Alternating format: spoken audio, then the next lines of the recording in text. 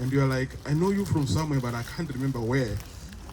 So we'll do it. There's a time when we met with Advocate Global for a birthday party, and the introductions were more like, who are you? Whoever has got that microphone, your name, your spouse, if you want them to speak or you speak for them, I don't know, it depends. Couples do differ. And then you can tell us when you got married. So at least we just get to understand who we are talking to. If you wanna, you can tell us how many kids you have. I don't think it's an embarrassing question. If you're in a question, just tell us how many kids you have, how old are they, and I think we can just do that. So, because Joseph is sitting right next to me, he is going to be the very first one. He's going to point where you start.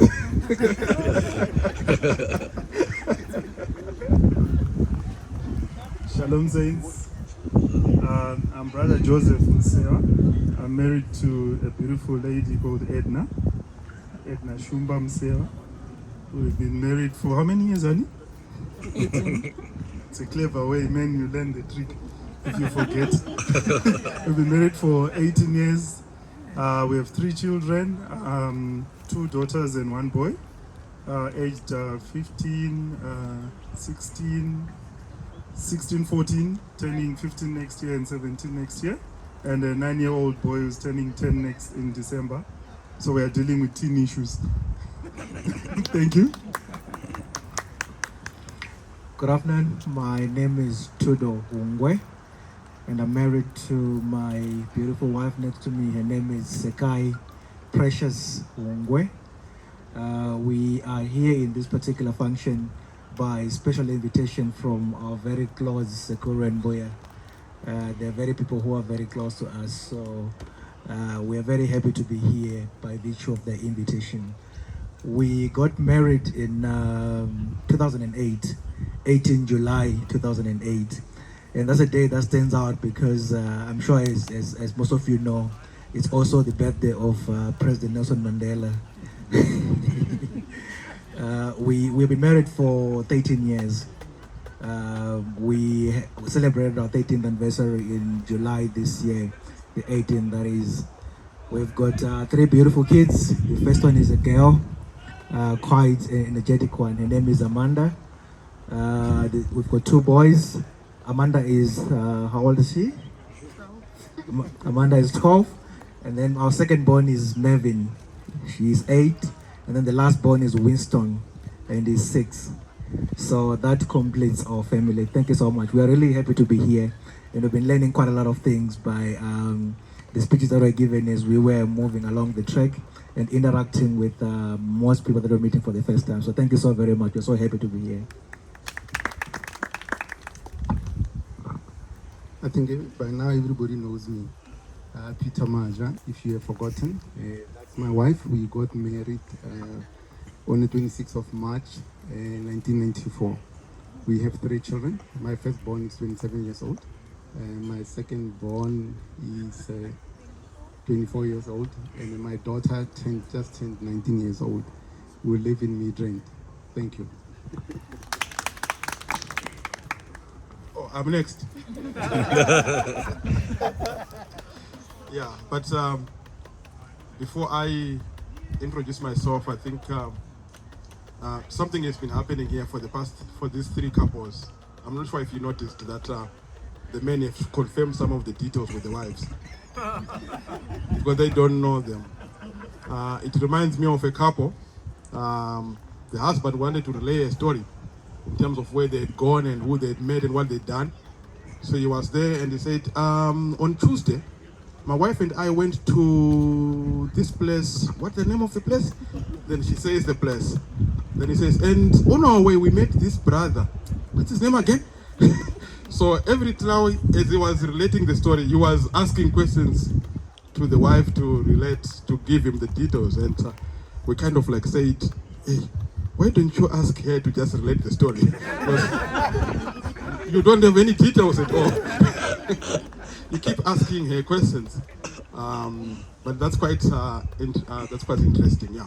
So my name is Victor Chidongo from Zimbabwe. You just call it Chidongo, and my beautiful wife here, Patricia. Married in the 2nd of June 2001. So it has been a good 20 years together. 3 beautiful children. First one, girl, first year university now, just turned 19, and a boy, just turned 18, is a matriculant, is matriculating this year, and the last one is a 13-year-old boy, and when you see the 13-year-old boy, he is the tallest in the house now. At 13, you would think that perhaps he is the eldest child, but he is the youngest. Many people just call me Mr. Chi, some call me Pastor Chi, some call me Rev Chi, some call me Brother Chi. It all works, but I just love Mr. Chi. That's my trademark name, and I use it everywhere. At work, even my boss calls me Mr. Chi. When I go to the countries where I work, they call me Mr. Chi again, and everywhere I go, I just relate as Mr. Chi. So it's just, it's not something spectacular. It's just a shortcut of my name, but it just relates to me. And for many of you who are already on the Happy Spouse, Happy Home Forum, which is the WhatsApp forum, which has been in existence for the past 7 years. We started in 2014, in September. I think it was the 4th of September 2014. That's when we started the Happy Spouse, Happy Home Forum. And when we started it, I think it was a message every day, Marion, right? It was a message every day, a message of exhortation and encouraging and all. So there, I see so many pioneers of that group here. Some joined late, some joined this year. But I think we have done some Zoom sessions before, but I think this is our very first face-to-face interaction as the Happy Spouse, Happy Home. And I think this is the beginning of many other events coming forward. And this is a Happy Spouse, Happy Home event, nothing else. And we want to keep it that way, so at least we can all enjoy the marriages and enjoy being married. You must enjoy, not enjoy. So I'll just give this microphone to Advocate Glove. Thanks very much. As Pastor Chi indicated, my name is Mbongiseni Ndlovu. I'm from KZN, and my clan name is well known as Kajen. I have my wife here. We got married, I think it was on the 15th of August 2010. But we had been knowing each other, I think, from 2000. So we've been together for it has been a milestone, but we are still there and we are still pushing forward. We have 3 kids. The firstborn is 12 years, and then we have 2, which is a boy and a girl, 10, as twins.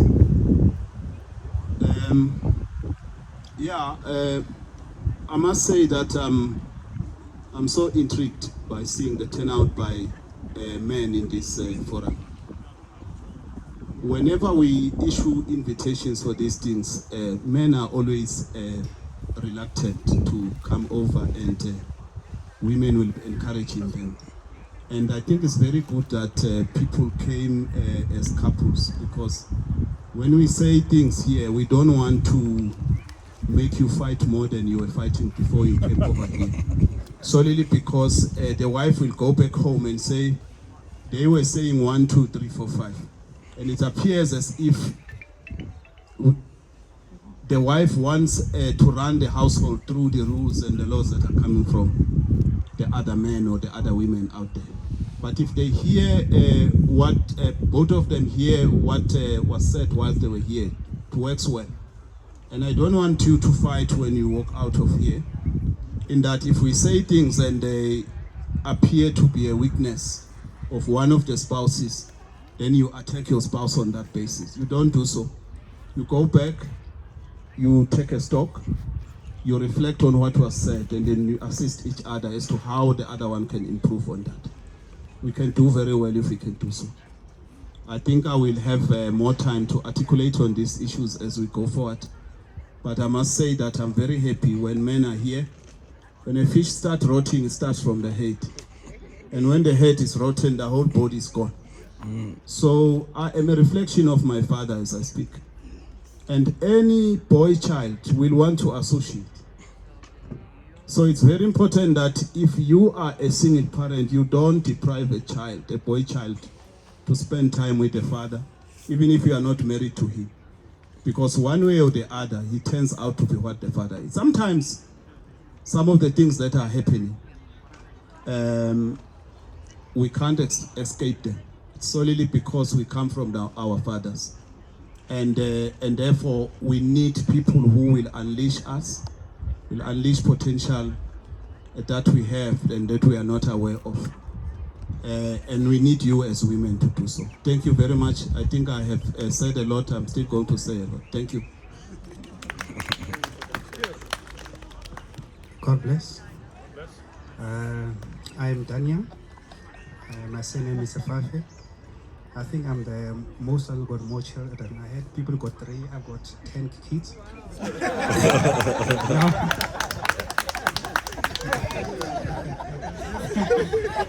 That the prophecy was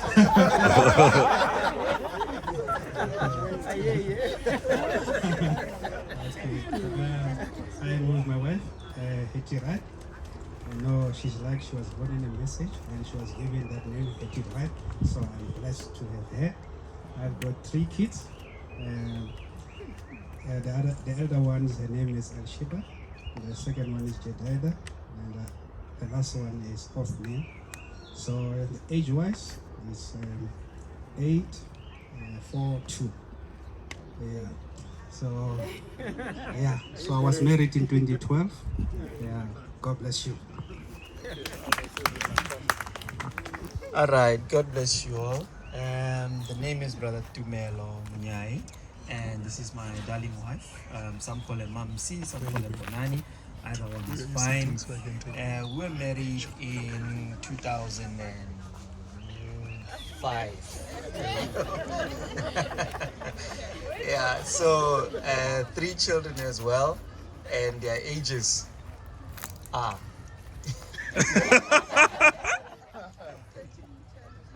13, 10, and there we go. 13, 10, and 4. You thought I didn't know that, ne? Okay. All right. Yeah. That's it. Yeah. We're just happy to be here. Thankful to the Lord. Love the Lord. Thank you. God bless. I'm Marion William Makumbe, the husband to Hetty Hop Makumbe. Hetty and I have been married for the past 9 years. We sometimes feel it's like a year or 2 ago, but God has blessed us for the past 9 years. We believe in the Lord for a pair of twins to compel our family. God bless.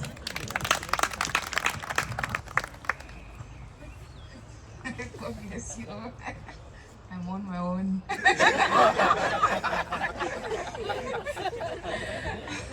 So my name is Sister Adasa Chamwarura. That's my husband's name.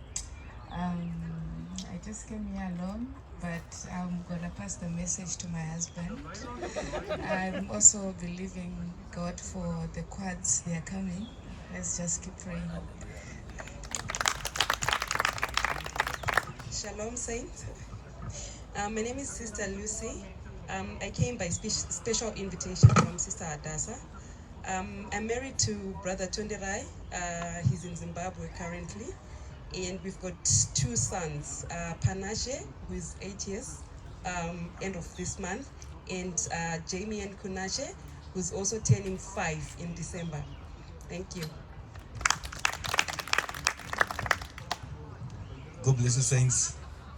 My name is Paul Privilege Chakwedera, and this is my queen. She's Margaret Tawanezi, that was her surname, but now she's Margaret Chakwedera. We are blessed with 3 children at the moment. The first one is Abigail Rumbidzwai. She was born on the 3rd of September 2013. The second one is Junior, is poor privilege tinotenda. You'll be turning 7 on the 25th of this month. Then the third one recently turned 2. She was born on the 7th of October. The time. He seems to have all the details. I love babies so much. Brush Dongo is a very big inspiration. When their kids were small, we used to have the privilege of kissing them and also playing with them, practicing. You know. So we thank God so much for happy home, happy spouse. There were some issues, which were also helped with the happy spouse, and I thank God for the privilege to be here. I really thank God. May God bless us. May we just keep on loving our spouses and respecting our marriage vows. Amen. Thank you so much. Shalom Saints.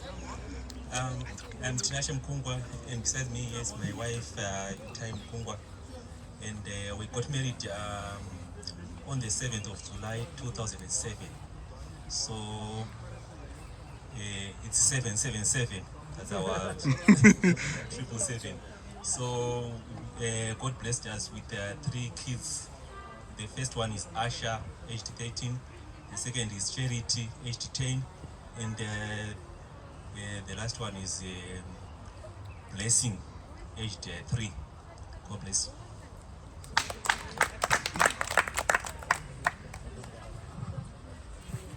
I'd like to give the honor of introducing to my wife to break the protocol. She's the most unexampled and unparalleled woman in Africa, south of the Sahara. On the 17th of June 2006, we were married in church, but in the courts we were married on the 12th of June. On 16 November 2010, our firstborn came. Then 22 May, our daughter. What year?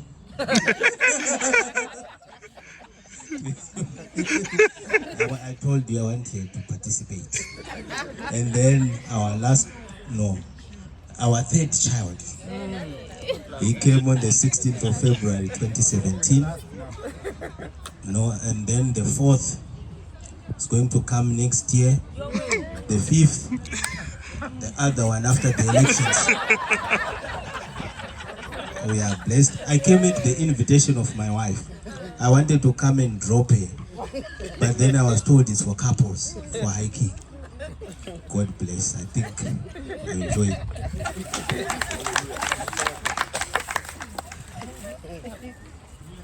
God bless you. My name is Mpho Kokololo.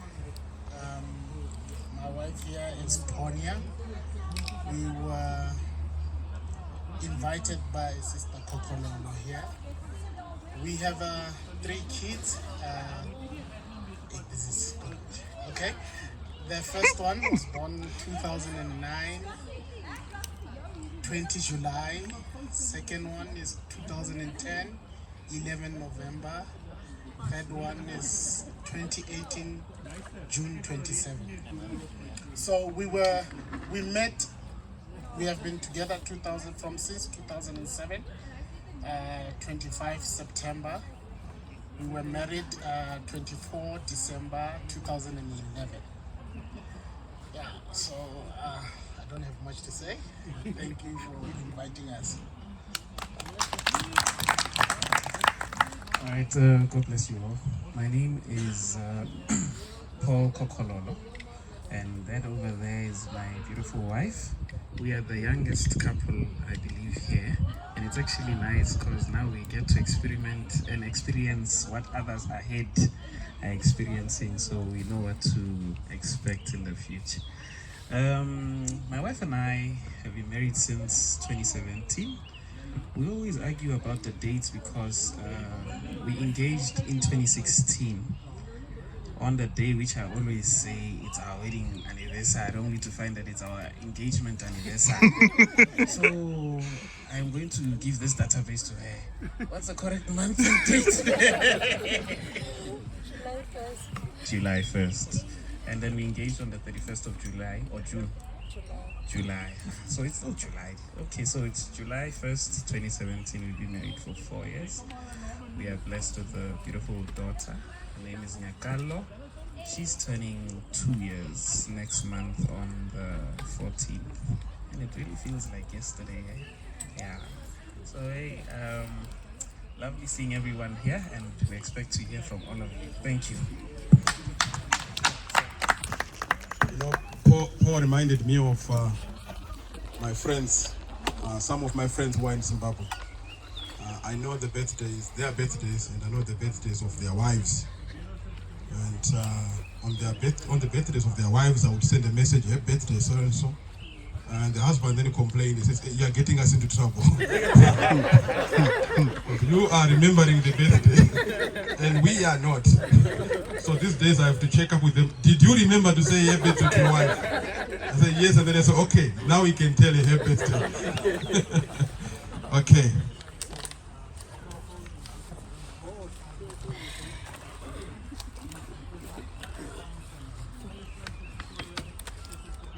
Elson Zambuko is the name, and Patience Zambuko is the other half.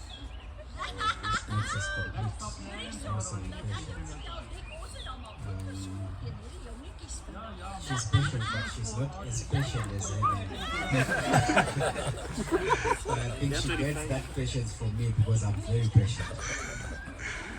We've been married since 2011, on the 5th of November, so don't forget to congratulate us the coming month.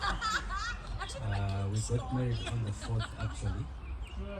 Brother Marian and Sister Betty, they helped us sign up. Then for the 5th is when we went in for our marriage vows in church. So we've been blessed with 2 kids. That's Elieza at 9 years and Esther 2 years, 8 months now. So that makes us complete. Thank you.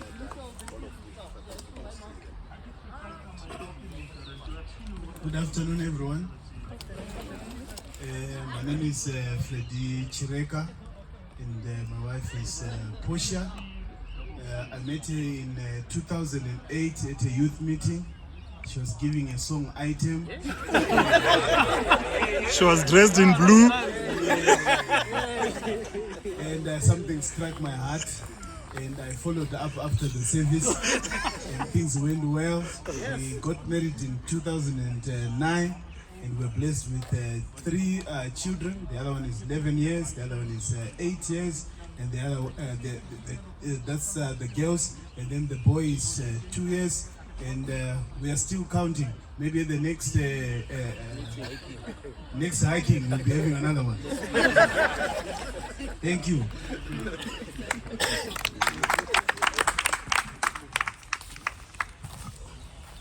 Thank you so much.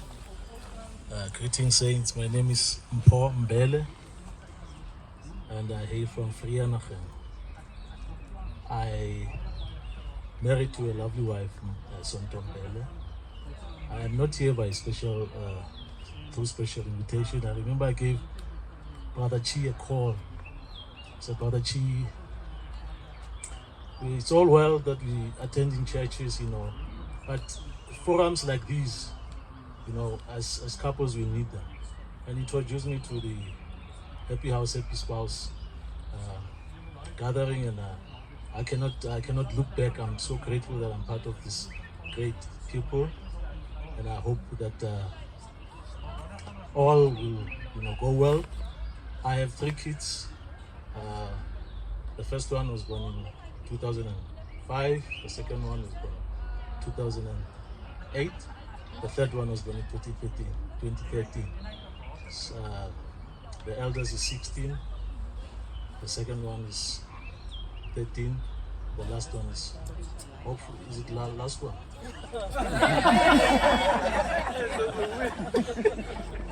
Or are you telling me she's the last one? Thank you so much.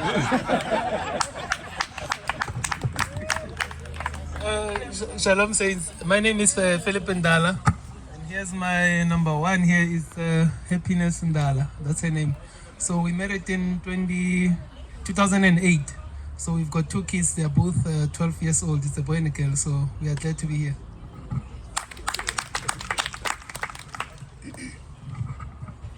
Shalom saints. My name is Venus Ngobeni. I'm married to my lovely wife here, Aida Ngobeni as well. So we've been married for 9 years now, and we got two kids, and it's a boy and a girl. The first one is 8 years old, and then the second one is a girl. She's 5 years old. So I know we thank the Lord for the time we've given unto us. Okay, thanks. Wonderful, wonderful. So I'm sure you now know everyone that is here.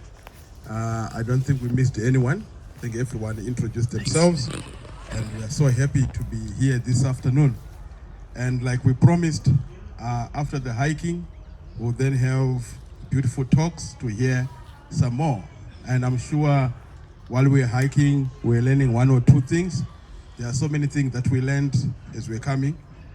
When we're just coming down the mountain, and myself and Brother Tumelo and Brother Maja, we were leading, and we looked back, we didn't see our wives, so we had left them behind. But Pastor Chareka then came and he made a comment, and he said, you know, this is the trouble that many of the pastors' wives face, because the man is busy out there, and he's fighting demons and preaching out there, and the wife is not even seen. Then later on, then the wife comes on the scene.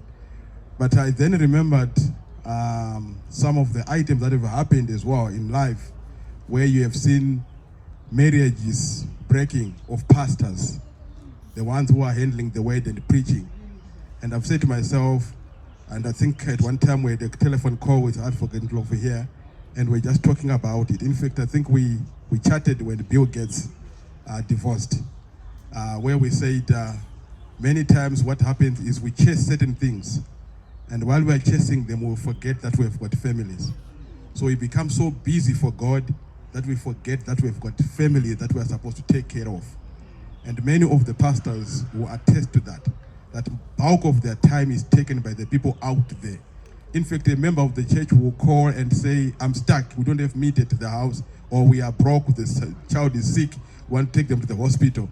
And the pastor will go and take from their savings and give it to that woman at church to take their child to the doctor. But their wife would say, I need a new dress. And it would be a debate for years and years. By the time that dress is bought, they would have forgotten about when it all started. And those things do happen. And that's why many times we find faltering marriages of the leaders, of the pastors and all. So I think we learn as we go. I've got a Latin statement that I like, which says "Docindo discmas," which means by teaching we learn. And we teach and we teach and we teach, and while we are teaching, we also learn. As we are coming, as we are fellowshipping, as we're walking down the mountain, we said every person who is married for the first time. In other words, you have not lived past the time that you are living in with your wife right now. So you don't know. Everything that you hear about the future is something that you have heard from others. Like we pick Paul Kokololo here, 4 years into the marriage. He doesn't know how 6 years feels like. He doesn't know how 10 years will feel like. He doesn't know how 20 years will feel like. But he is learning as he's going. He has never had a child before. So he is learning as he is growing. So everyone who says anything is by experience. And those experiences, you look at them, you sift them, and you take what works for you, and you apply it to your marriage, and then it works for you. And then you have a happy marriage, and you can have happy children as well. Because many times we focus and say happy marriage, and then we forget about the home itself. It must be a happy spouse, a happy home. Everything must translate. If it doesn't translate to a happy home, then there's problems. So this afternoon, there is so many questions that were shared on the group with regards to the occasion today. So we won't be able to cover all the questions, but like we promised, we want to have more of these sessions. So what we are going to do is, I'm going to ask Ntate Manja here. He's going to be the first speaker. And Ntate Manja is going to deal on the issues to do with money, because some of the questions came are about money. And the Bible says the love of money is the root of all evil. It doesn't say money is the root of all evil. No, money is fine. It is the love of money that is the root of all evil. And many times, I mean, you have seen marriages are not fixed by money. You don't fix a marriage by money. Otherwise, Bill Gates will still be married. He is not, right? I mean, that's public knowledge, so we are not hiding that. I mean, but it doesn't mean that we're happy about that, no. We wish Bill Gates could still be married today. But Amen. I'm just saying, money does not fix the marriage problems and challenges. Bill Gates could still be married. In fact, some of you were worried when you heard that Bill Gates is divorcing, because he thought maybe half of your windows will go to the wife and the other half will remain with Bill as they share the spoils. But we are fortunate that that was a separate entity in terms of the company itself. So money does not fix problems. And then you'll find, you look at another angle. How many pastors have we heard that they've divorced?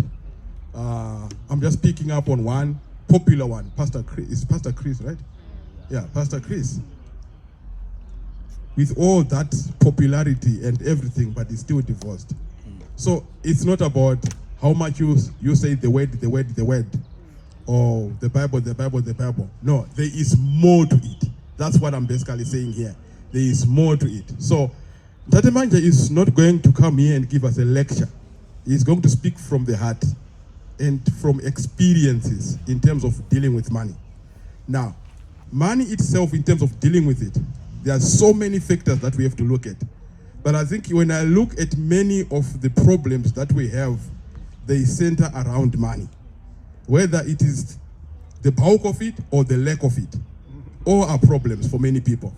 Some people are happily married when they are poor. The moment they make money, everything just stops functioning. The brain of the man stops functioning. The brain of the woman stops functioning because of money. So it's about how to handle it. And then some people, I mean, I like this brother, he passed on now, but he always said, God will never give me a Mercedes-Benz. That was what he said all the time. He said, God will never give me a Mercedes-Benz. I said, why?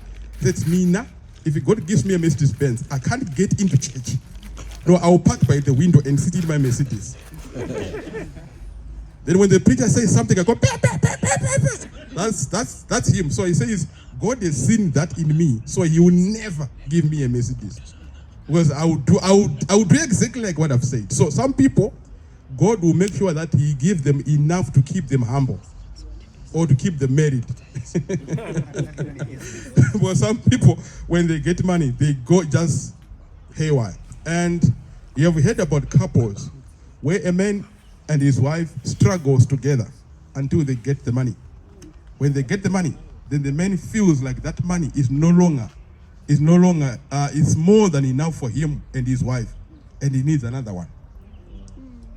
And he goes and he gets another wife so they can share the spoils.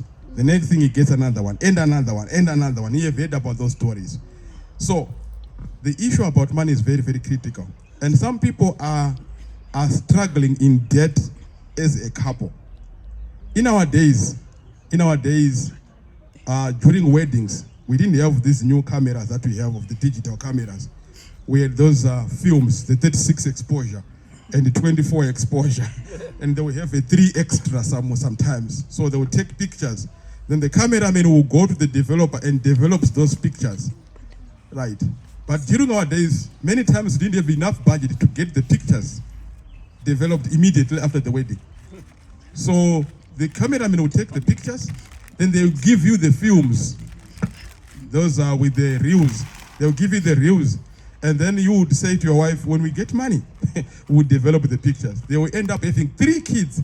Those pictures never developed because they got into the home in debt. They borrowed the money for the wedding to feed the thousands who will never be satisfied anyway. Who, when they leave, they go back home, says, hey, did you see the gown? Did you see the food that we ate? Did you see? They never even, will never be satisfied with what you provided them, but you went and took a loan to finance the wedding. So when you start the home, you start your home on debt, and then you keep on building and adding more debt and more debt.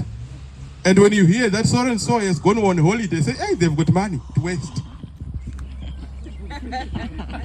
They don't have money to waste, they have got money to use.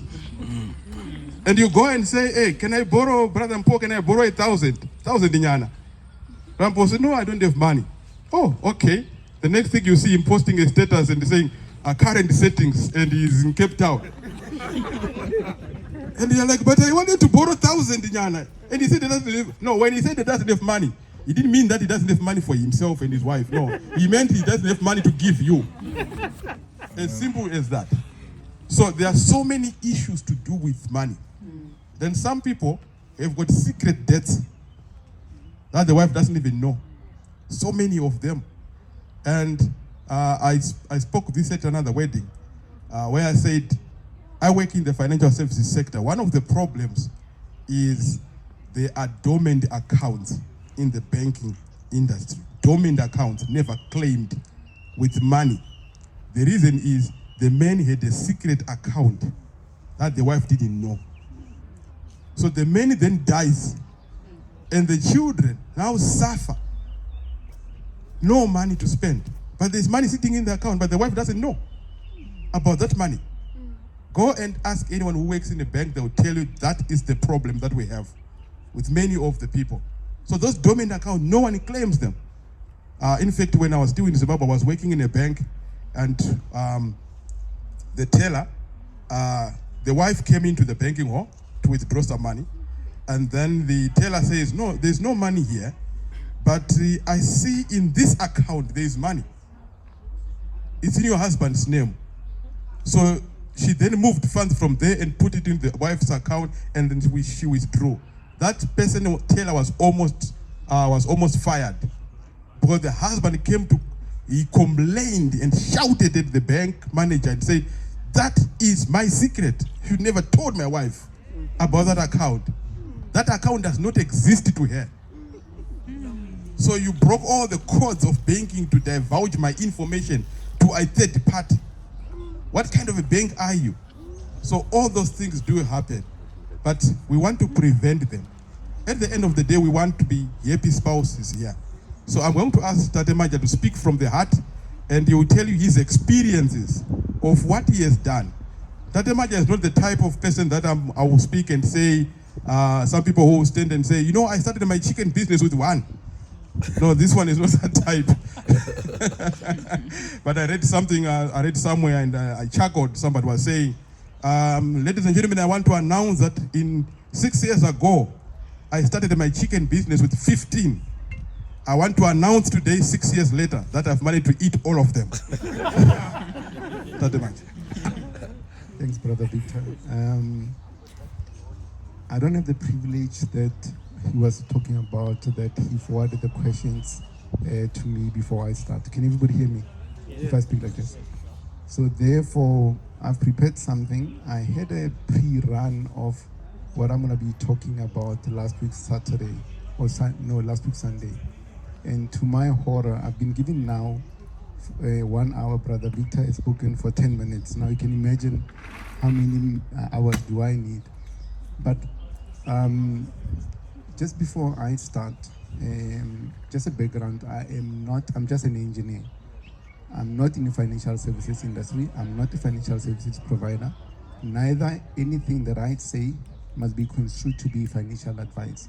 I'm going to share with you what my life experience is and what worked for me. Now, I've got a few slides here and I'll be looking at them. Brother Peter said I must speak from the heart. And then I said to him, finance is this way. Now, what do I address? What do I do? What do I talk about? What are the issues? Then I said to him, can you please ask the group to send questions so that I can steer my presentation towards what the questions are or what the problems are.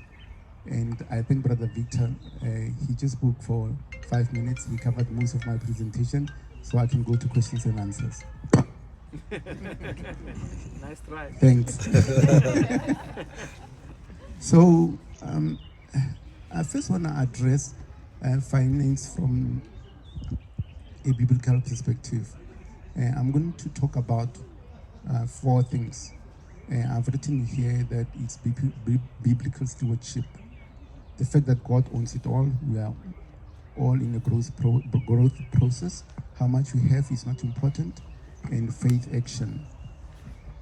Now, when I was sitting and I was preparing, I was asking myself, where do I start and what do I do? And then inspiration came to me and I said, you know what, look at Matthew 25, verse 14 to 30. It talks about, obviously, the 3 stewards that the Lord God gave, and everybody knows the scripture. He first gave the first ones, and in today's terms, he first gave the first one 5,000 US, and he gave the second one 3,000 US, and he gave the last one 1,000 US. But he never defined, the Bible doesn't tell us what the circumstances are. The Bible doesn't tell us whether they were poor, whether they were rich. The Bible doesn't explain to us why this one was given 5,000, the other one 3,000, the other one 1,000 US. I'm talking US because of the old international, not just rents. Now, all what we know is that he gave them. The Bible doesn't tell us either whether he defined the period that they must come back and he gave them the money. The first one, we know that he took the 5,000 and turned it into, he doubled it. The second one did the same thing, he got 6,000. The last one came back and says, I know what type of a person you are, in my own words. So therefore he buried the money and then he gave it back and said, here's your money. Interesting enough, he took the 1,000 from the one that didn't perform in our terms, in our language today. And what did he do? He gave it to the one that performed. How does it relate to us now? In life, we're all different. God will give Brother Victor so much in life, and then he will give Brother Tunela so much, and he will give Brother Daniel so much. And normally what we do in life, we tend to compare ourselves. We tend to wonder, why did God bless him? Or somebody comes from a very rich family, and then they inherit money, but you come from a very poor family. And I'm going to be talking about that, my life experiences. I just want to touch on this biblical references first, and I'll be talking more about my life experiences, and you can understand my background and what made me, I'm careful, I'm looking for a better word. I would say successful, but it's a wrong word. I'm not. That's fire on, brother. So the Bible says in Haggai 2 verse 8, that silver is mine and gold is mine, says the Lord, or declares the Lord. Once we can understand that whatever we own and whatever we have doesn't belong to us. It doesn't matter what you have. It doesn't matter what you don't have. It doesn't matter when you get married how much you have and how much money you made. People of today, in our time, we had no access to the stock exchange. We had no access to anything. We had no access to financial education. We grew up in a township. So therefore, anything that you have, it doesn't belong to you. It belongs to God. So we need to realize that. Here's an example. If you think your house belongs to you, why don't you one day do this for me? Go outside and walk on the ground. Take your shoes off and feel the soil, the ground, and tell me if it's yours. It's not. You are just a caretaker for a period of time, and God can take it away. So therefore, if Mr. X has a BMW, a Ferrari, or he has a mansion somewhere else, and God has given you a township house, be content with what you have. God is going to require from you what you do with what he's given you. He gave you a foreign house. He gave it somebody millions in the bank, they're successful in life. He's going to ask you, what did you do with what I've given you? Secondly, God gave you brains. All of us, he gave brains. So the level fields are the same. We might be fearful in terms of what we do. The second example that I want to talk about, it's a simple example. I have a car, my son doesn't have a car. If I borrow him the car, it is not his, it is mine. He's just been borrowed the car, he can drive it, he has the responsibility obviously to look after it. But I can take it at any time. I bought my daughter now a car, she's at university, and then I'm saying, it depends on what happens and what she does with that privilege. She can't, they're not, we live in Midrand and then she's attending Pretoria, and that's why I did that. Now, if we all understand that God owns everything and it is resources, and our position is just to manage it, it doesn't matter how much we have. Brother Victor and other people have spoken very well to say, sometimes we worry about what the next person has next door. And we look at, I think it was Brother Victor or somebody else, I can't remember just now. To say when somebody gets married, they make it in 4 years and they make it in 10 years, or they are successful in, especially nowadays, because there are a lot of opportunities. So we need to be very careful and say, God has given me this. And all what I am, I'm a steward. I'm handling what God has given me. One day you will die. It doesn't matter how much money you have. You're going to leave it. I'm moving on. We are in a growth process. Philippians 14:11 up to 12. Paul says, I've learned to be content, whatever the circumstances. I know what it is to be in need, and I know what it is to have plenty.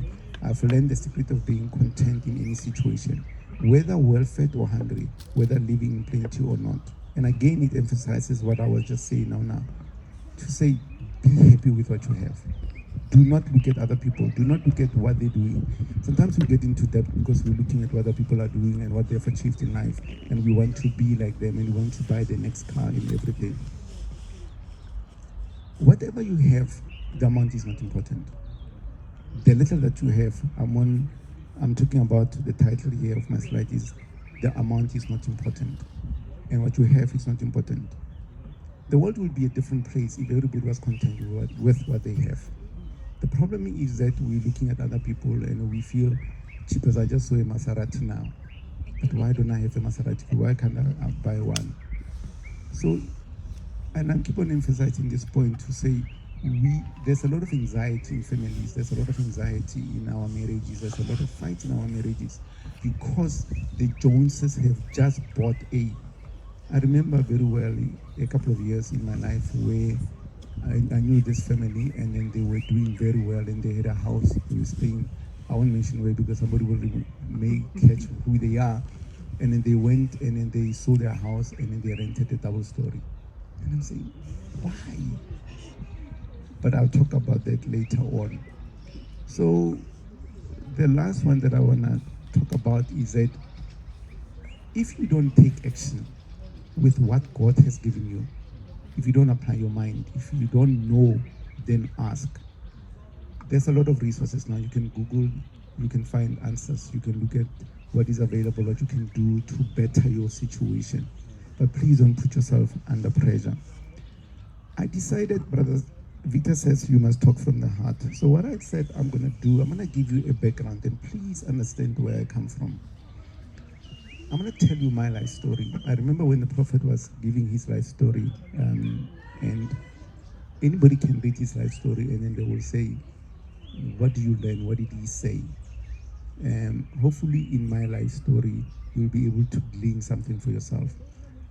If ever there's anything that I miss and there's a misunderstanding, what I'm expecting, by the way, I don't want a one-minute talk. I'll come to, after this, I want to be able to, the talk must be interactive. I want to have questions and people must ask questions, etc., etc. I was born in Mabopane. I was born in 1969. My mother and father, my mother was a maid, my father was a garden boy.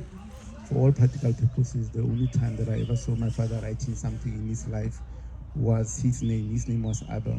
And I don't know where we were, and then I think we were in a bank or something, and I was very small. And then they asked him to write his name, and he took a pen and literally went like writing the A. and then I got a shock of my life. At that time, I didn't know that my father couldn't read or write.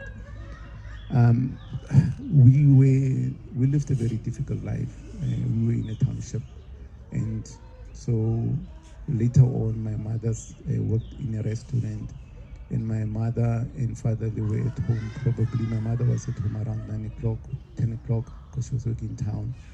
And all I remember, I went to, for those that come from Mabopane, I went to Nom Primary School, which is probably, I'm exaggerating, 500 meters or so, or plus minus. And then every time at lunchtime, I'll run home, and I'll eat bread. All what we had was bread, less starch water. I don't know what you call it in English, kabele. And fast forward to 1984, I was 14 years old. I was doing standard 7, and by that time, one day, my parents, the issue at home, besides my father abused alcohol, and I hate alcohol. Even before I came into the marriage, I hated it because it deprived me of many things in life. And my parents called me and they had an argument in the bedroom. And my father at the time was earning 180 rand per week, and they had 108. They had on the bed, they were used to give them an envelope, and they had on the bed 150 rand, and they were arguing about how much is on the bed. And then they asked me. So my father couldn't count the money, and my mother counted the money and says, this is 150 rand. And when my father says, no, I didn't open it. So my father, every Friday, we used to go buy nip and brandy, you know, the little one that they put into the pocket and he drinks it. And so then I said, no, I counted the money, and the money was 150 rand. And I said, no, it's 150 rand. And then the argument started. And then after they fought and everything, I said, but they give you 180 rand, you open up the envelope, you chout the money, they argue and everything. At that little meeting, there were 3 of us at home. Me, my brother, and my cousin were staying with us. And they decided that every Friday they'll call me in to assist them with budgeting. And that's where the foundation was laid in my life, how to do budgeting. So I had to budget. Now, the first thing that I did, I was very small and 14 years old. And then something came to my mind, and I said, you know what? We will save 10 rand. I'm trying to emphasize what I just spoke about now, and I said, it doesn't matter how much you earn. And I said, we will save 10 rand. And I don't know what percentage, 10 rand, 10 divided by 14, somebody quickly, percentage-wise, how much we're saving. Somebody can do that. I'll keep on talking. Hey, Paul. But so yeah, looking at about 6%. Yeah, so over time into 1994, then I realized, but we're going nowhere, so we needed to have more income. So I don't know if you guys know this plates that you buy, plastic plates. I don't know, you know them. You can buy them in Maravasta or wherever. I'm just in Maravasta because we were buying them there. And then we started selling them. So every Saturday, me and my 2 brothers will walk up and down the whole of Mabopane. At the time, everything was called Mabopane. There was no Soshanguve, it was Mabopane. Soshanguve came in 1977 when they broke away from Buputatswana was established. Suddenly we were on the wrong side of the track and we were told we were not in South Africa. Let me not digress. So, but then we started selling these plates, and then we come home and then start leaving the house probably at about 10, 11 after cleaning. We come back home at about 6 o'clock. Voila. This is 1984. 1987. This is 1987. Voila. No, 87 was matric. This is 1984. Oh, we made 10 rand. We made 15 rand. Where does it go? It goes to savings. We don't touch it. We take enough. Whatever how much we made, we go buy more plates and we save. I hope you're learning something. The lesson here, maybe if I can spell it out for you. My father was in 180 rand. Suddenly we had additional income. That was key. So, come 1985, I'm doing standard 8. This thing is going to take us nowhere. By that time, by the way, we had saved 400 rands at home. Then we said, hey, what are we going to do now? What are we going to do with this money? 400 rands. My father is earning, I can't remember the exact amount. But the amount was constant because he was drinking most of it. So, and he was uneducated at the time. He was working at Nempeg in Roslyn and no longer, obviously, over the years, he got a job at Roslyn. I can't say obviously, but he got a job at Roslyn. 1985, we decided, no, what are we going to do? So we started a salon at home. We took the 400. We took my cousin who was older than me, and he went to, at the time Black Like Me started, and he went for training, and when he finished they gave him a starter pack. And then we started painting at home in the house. Cheapest. For the first time in our life we made like 2,000 over a weekend. We were rich. Fast forward to, but the lesson here, I'm trying to say something, I hope you can glean something from it. So over time, then we said, okay, fine. By the time I finished matric, we had only 2,000 rands. We didn't know how to manage the money. We couldn't manage the money properly. We only had 2,000 rands, and I had to go study. So I'm gonna jump all that. The long and short of it is that we had the 2,000 rands, and I was accepted at McGinsaf to do medicine, and I couldn't go because we didn't have enough money. I'm going back to my presentation. So that's my life story. I learned a lot on how to work with money because of my life situation and our situation at home. I'm trying to summarize. I'm looking at the time. Secondly, it didn't matter, I'm summarizing, how much we have at home, but we made it work. We made sure that we could survive. It changed our life, just running the business at home. Eventually we built Mukuknyana, a shack where we were living a salon. So the lesson I guess that I want you to have from here is to say, what can you do in your situation? I don't know your situation. I don't know whether you're well off. I don't know what is happening in your life. Now I'm gonna come to the finances and then what did I do in my life now after I finished varsity. But because of the situation at home, and then I'm carrying on with my life story. Because we only had 2,000 rands and I ended up in Cape Town, and when I went to Cape Town, that paid for tuition, and then my parents gave me 90 rands. What do you do with 90 rands in Cape Town? Got finished and I couldn't call them and say we need money. There's nobody paying anymore at home. And then I got a bursary. And when I got a bursary, they give an allowance every month. But because of what I've learned, their money was, I think, about 1015, but it was about 1,000 rands. I say 50% of it. That taught me a lesson, and this was my argument. I was saying, here I am, I came in Cape Town, I had 90 rands. I couldn't even go home, by the way, for that year because I didn't have money to go home, period. So the second semester, Siemens gave me 115 or something like that, and I say 50% of it. That's it. I learned to say, but wait a minute, if I had 90 rands, which was finished, I don't even know how many weeks or how many days or whatever, I tend to stretch money. Now, and God gives me now, by His blessing, by His goodness, He gives me this amount of money. What am I going to do? Why must I take this money and shower it? And then I didn't do that. And so therefore, in everything, if I forget, there's a lesson. If I miss it, then ask me, why did you tell the story? I'm trying to say to you that, let's say for an example, you're a young person and you start working and you're not earning a lot of money. You are complaining you're earning 5,000 rands. I don't know in today's terms how much people are earning. If you are having nothing and you get 1,000 rands, why can't you say 50% of it? That's why the question that I ask. The bare minimum I'm saying, say 15%. But if I have nothing and you give me 1,000 rands today, I will save 50% of it because I had nothing. It doesn't matter. Okay? What am I trying to say?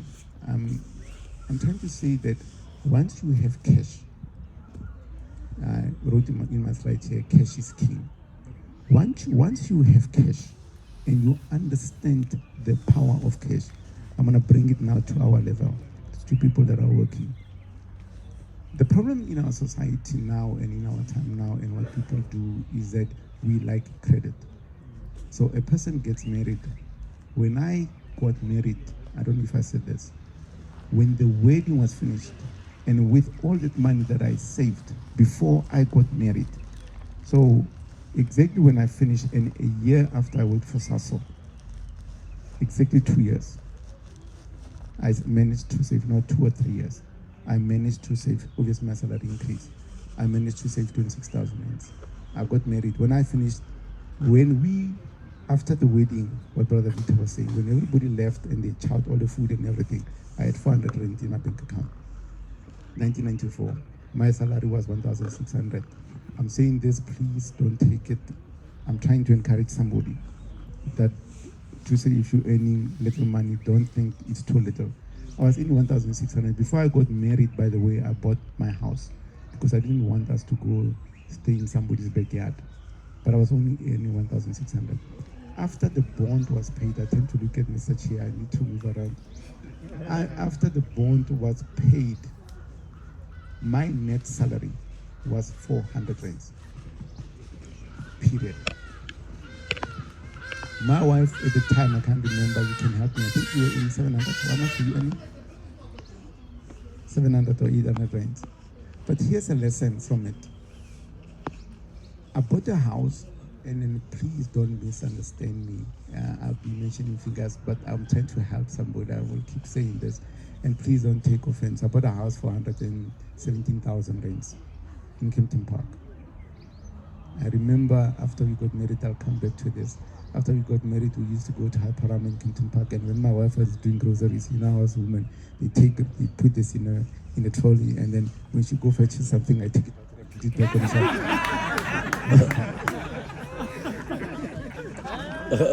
The problem was when we got home, she'll want that spice or something to cook, and then there'll be nothing. Then there will be, you know, that intensive fellowship in the family. I'm coming back to my story. Now, imagine this. Now, I want to talk about, I wish we were doing this because I've got some Excel spreadsheets that I've done and to show you the power of compound interest, why I saved, but we can't now because we're in this kind of environment. In 3 years' time, with that salary that we were earning, we paid off on our bond. Oh, by the way, before I come to this, we stayed in that house for 2 years to 3 years. Yeah, I'll be taking the other way. We were hanging bed sheets on the windows. My mother, when we got married, she gave us a refrigerator and she gave us a washing machine. Obviously, it's in a suburb, there was a stove. So we were sitting on the floor. I remember one of the elders, those days the elders were visiting the house in Dickinson. They got to our house and they looked at us and there's an elder now and he loved me very much. He's actually at the Willows. And he said to me, young man, you need to look after your wife. I mean, there was nothing. We sat on a carpet, but in 3 years' time, it was in 3 years. We got married 94, 95, 96, 97, 98, 99, 97, 94, 95, 96, 97, 98, 99. 5 years' time. Sorry, are you leaving now? Not yet, not yet. Oh, okay, the son. Okay, all right. In 5 years' time, we had paid off 45,000 rands on that bond. Don't you ever think that my salary increased tremendously? I joined ESCOM in 1994. It was horrible. Let's not go into politics in terms of what they paid darkies.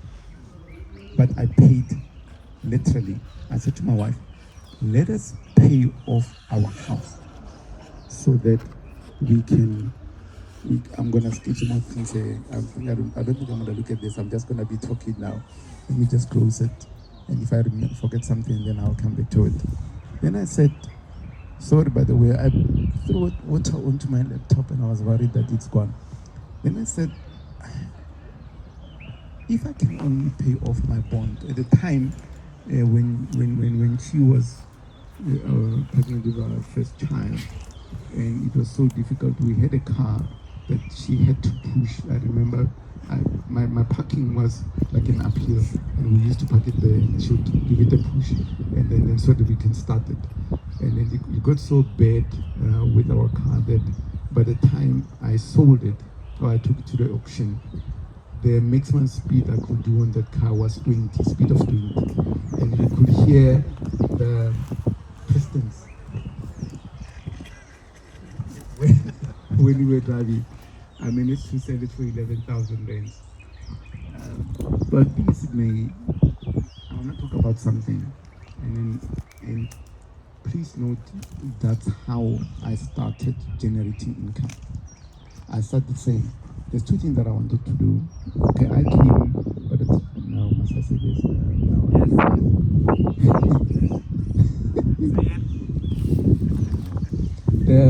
So things were difficult. Some of the teachings in the message were what's the word, brother Tumelo.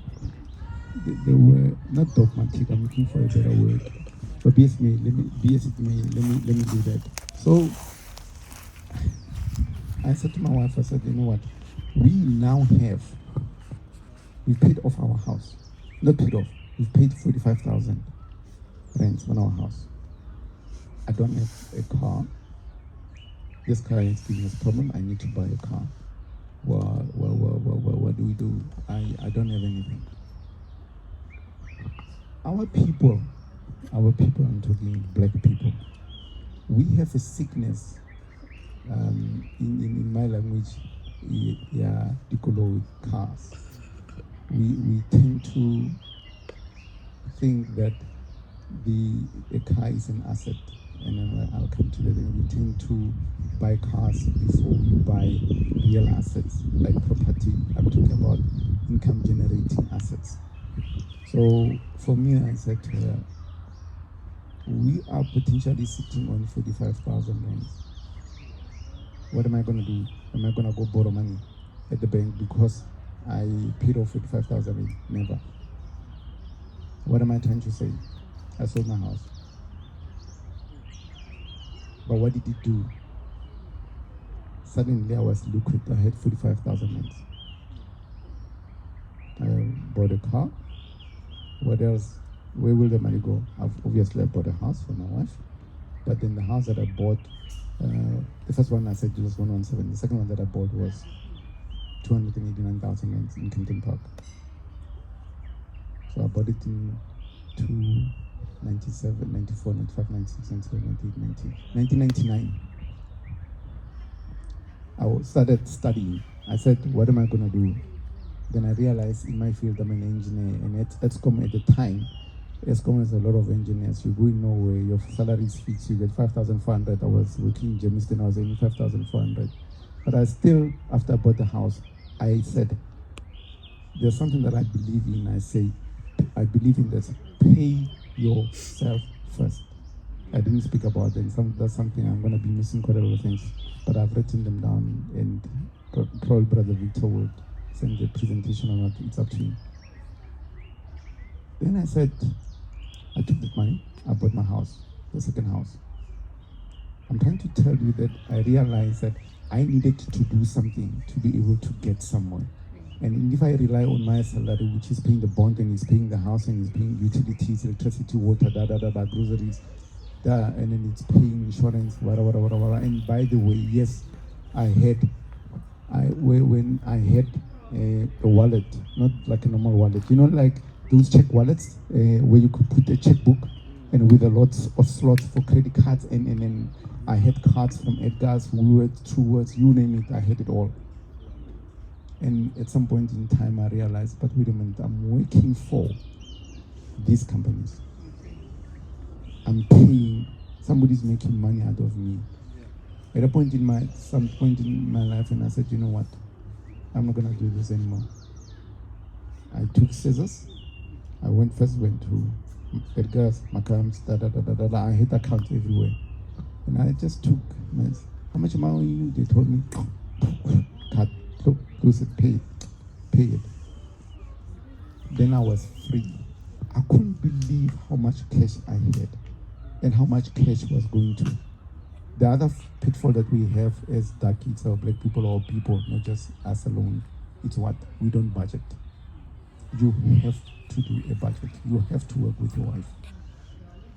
Now, in my case, I want to address something else, is that there's a fallacy amongst, especially in the message, I don't know if it's there or whether it's in my mind or it's the mandakis or whatever, that the husband controls the finances.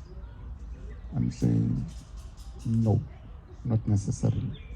Pause. Brother Victor, you saw my presentation. If I miss anything, remind me. I have to talk. You said I must talk from my heart. I'm saying if ever you are a couple and somebody has to run with the finances, I'll come back to my story. Somebody has to run with the finances. I'm saying between the two of you, identify who's a spender. The one that's a spender must never touch the finances.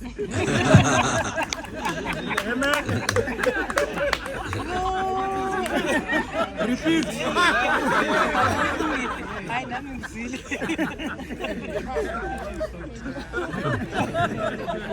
I don't know if I said something wrong. Repeat. They say I must repeat. The one that's so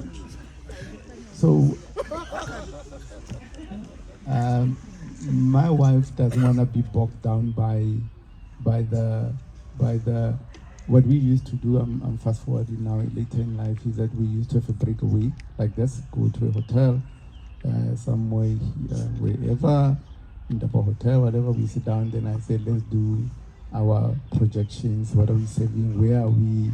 What are, I have a principle is that I said pay yourself first. So when I said pay yourself first, and you were telling me, I can't, I don't have money, I'll be jumping up and down and I'll be addressing a few things, and if I miss anything, come back to me.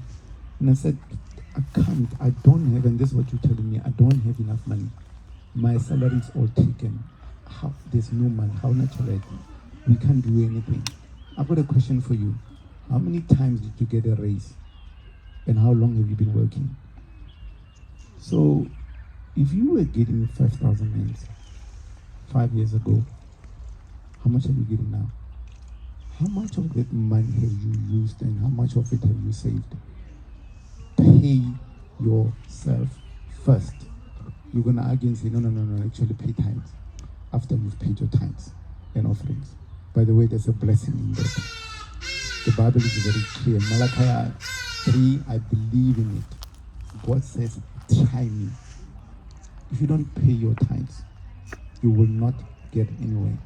The first thing when I approached my wife in a message, and this is 1994, a darkie from Mabopane going to a colored church, marrying a colored woman. You can imagine the resistance I received. But the first question that she asked me when I approached her, she said, are you paying your tithes? In fact, you were told by many people that you won't be able to take care of her. Yeah. The deacon bought the church and everything. They were saying, you can't afford our sisters. And we were in a meeting and then they were saying, they said to me, hey, Daki, you earning too little and everything. You have a license. And I don't want to talk about that. But he talked about the driver's license. But what happened there was, then they said you can't afford that. Then my response was, well, if you can afford your wife and I'll be able to afford it. Then they said, but you're earning too little. Then I said, actually not. I was earning, at the time I was earning probably around 3,000 rands. And I said, probably I'm earning more than some of you. I got to the people. And then I said, therefore I'll be able to afford it. But coming back to my story, I'm saying, please, I'm going to try and summarize and I'm jumping up and down. I don't know where I was, Brother Victor. I'm saying, first thing is that have a budget. And I was on, once you have a budget, I'm saying, listen, get off debit cards, markums, they charge your money. Those things are meant to eat your money. Do you know that the bank will throw money at you if you have money?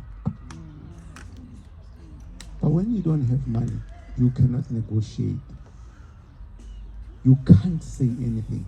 You are at the mercy of the bank. What am I saying? This is my principle. After 1999, I'm going back to the story of the house that I bought in 1999, I bought my second house. 2005, I sold it. What am I doing? Notice what I'm doing. I bought my first house in 1994. I sold it in 1999. I made 55,000 in profit. I bought a car, I bought the second house. I bought my second house in 1999. It was 289,000 rands when the interest rates were 26%, if somebody remembers here. Okay. 2005, I sold it for 890,000 rands. And then I bought a house and I sold it again. In 2005, I bought it. I'm not saying do what I'm doing, please, or what I did. You need to know what you're doing. By the way, there is somebody here that's doing the same thing and he's doing it very successfully. Can I get any? He's not answering.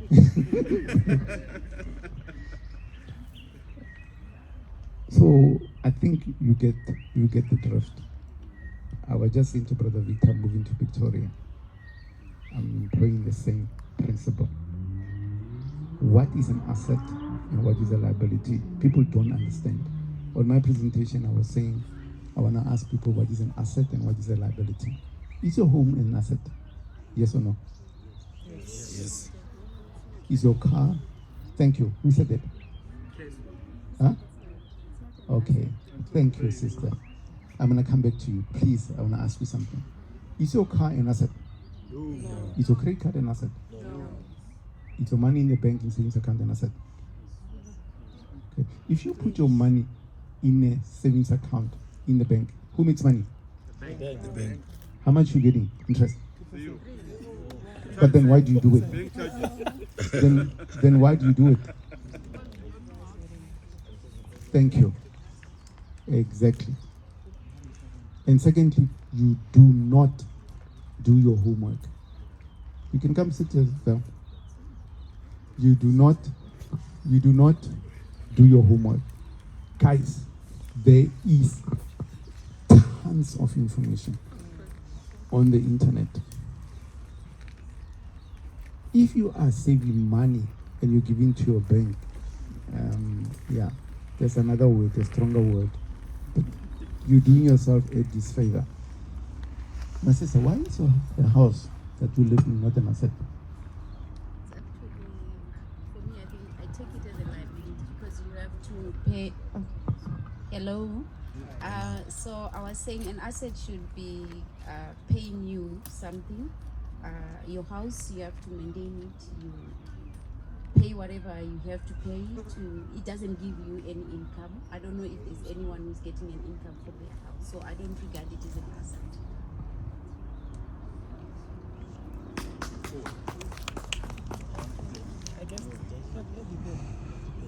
I want action. This is what I was doing.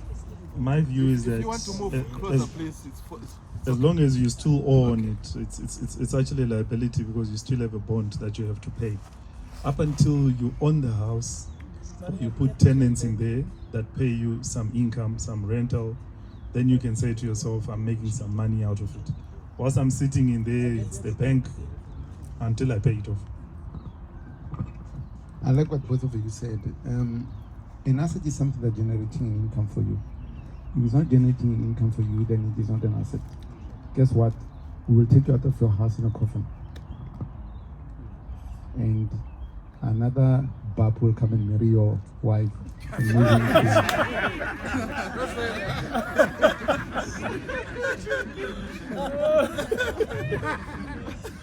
no Hamas, a brother will walk in with a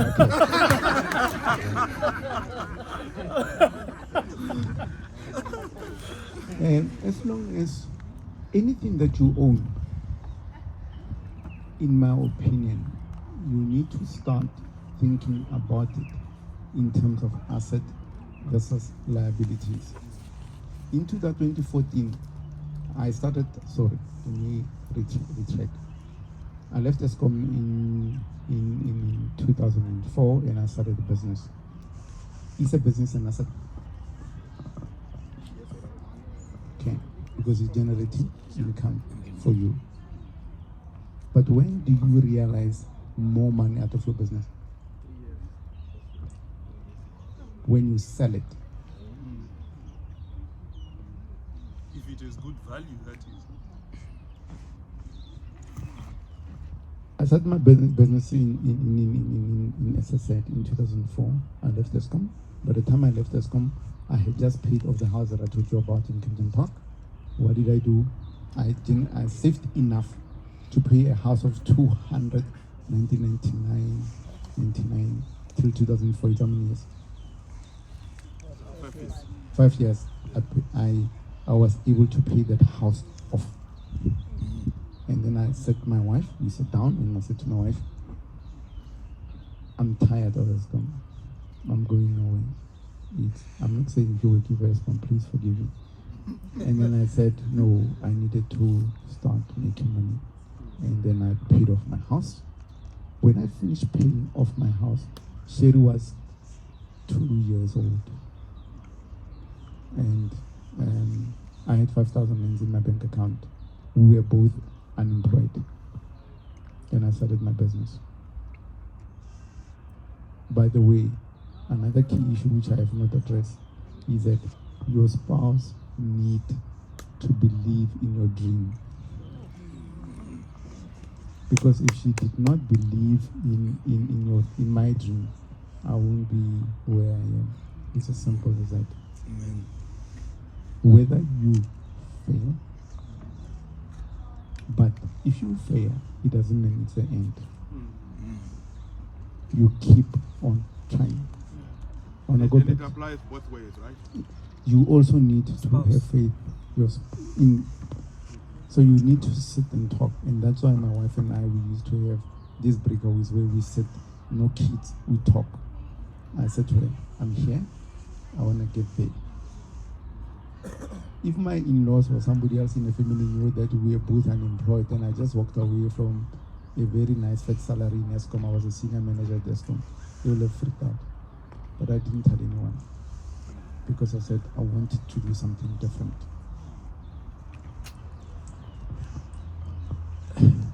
Brother Victor, I don't know whether, how are we doing for time? Still? Just try and find the Fine. exit point, Yeah. I'm going to try and conclude and summarize. I'm saying, okay, I haven't addressed where you invest your money. I just spoke about if you put your money in a savings account, then you are dumb, you're stupid, because the person that needs money is the bank. There are different options today. You must look at shares. You can look at shares, you can look at different things, you can look at, Brother Victor works for Old Mutual, so I need to be very careful. The traditional companies, Old Mutual, Sanlam, Mutual, who are they? Liberty, yeah. Those are donkeys. You're not gonna make money when you put your money there. You need to go to new companies, and whatever you do in life, if you get a financial service, there's somebody, I was reading a planner service, what do you call it? Somebody else? Financial services advisor. Who makes money? The advisor, not you. She's an advisor.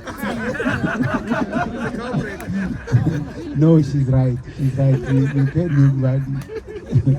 She's right. I need to be balanced. But here's the thing. You are not with Oguchal. I didn't offend you. No, I'm with PPS. Oh, with PPS. I used to be with PPS and I still have a policy with PPS. I'm still paying it. Okay. But what I'm trying to say is that you can, then you say to me, where do I start? Where do I pick? When I we were talking about a business being an asset or whatever. I started my business, as I said, in 2004. By 2010, I sold it, period. But like a typical darkie, what did I do? I'm running this business. I started it from scratch. I left ESCOM. I told you how I left ESCOM. I had 5,000 rand in the bank. I didn't have much. And then I'm sitting in my office, and then this call comes through, and then there's this Afrikaner on the other side of the line, and then he says, I've got three buyers for your business. We know everything about you. What? And then, you know, as Dakis, it's mine. I built this. Then I went to somebody at Price of Otokupos like her, and then I spoke to somebody who doesn't think like me, and he asked me a simple question.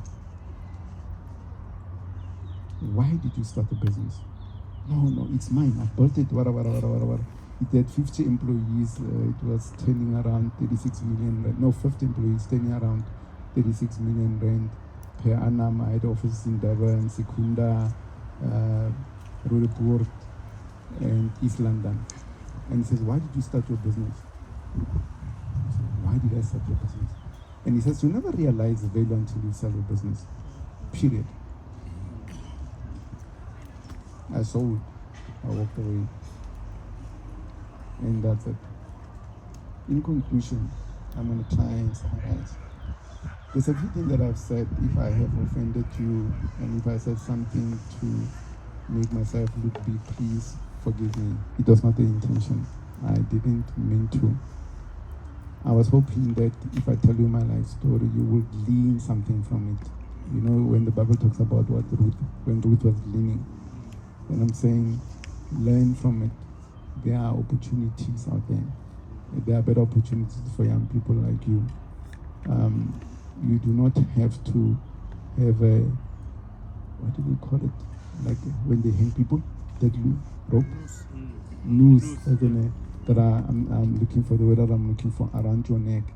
And if I were you, what I would do, I'll sit with my spouse and I say, what are we owing? Where are we? What do I do? I will say, let us first and first pay off your debt. Be left with 0. Be free.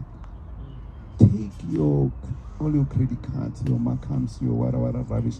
Why must you pay for a car? I was talking about this and I never finished the story. Why must you pay for a house for 20 years? Why must you pay for a car for 5 years, and why must you pay balloon payments? Why do we do those things to ourselves? Why can't you, and this is a true story, why can't you save money? Yes, I want to drive a BMW. I want to drive whatever I want to drive. We all need, it's a human thing.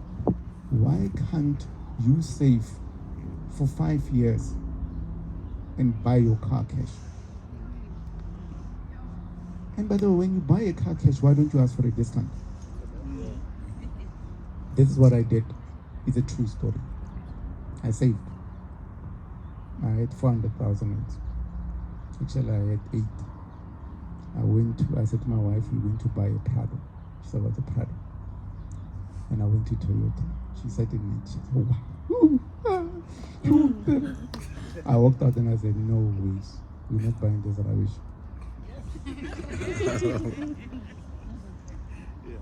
I bought 2 townhouses. The 2 townhouses generated enough income for me to buy. I saved more for a couple of years. And then I ended up with enough money to walk into BMW. Then I said, I want this car. It was 415,000. Then they said, how much? I said, 415. I said, if I give you cash now, how much discount will you give me? The guy said 80,000. I said, can I get it in writing so that I can go consult with my manager? She's sitting on my right hand side. And then she gave me the offer. I went to BMW in The one before, if you're going to on N1, before Malabongo, before the, I can't remember what it is. And then I went there and I said, I want this BMW 323, the one, my BMW that you know. Yeah. And I said, I want this car. ZRD 050 GP. Yeah, ZRD. Then I said, I want this car. And what did they say? They gave me an offer. And I said, you playing? Yes, an offer from Madrid. Yeah. They gave me a further discount. I took the discount, I went to Benin.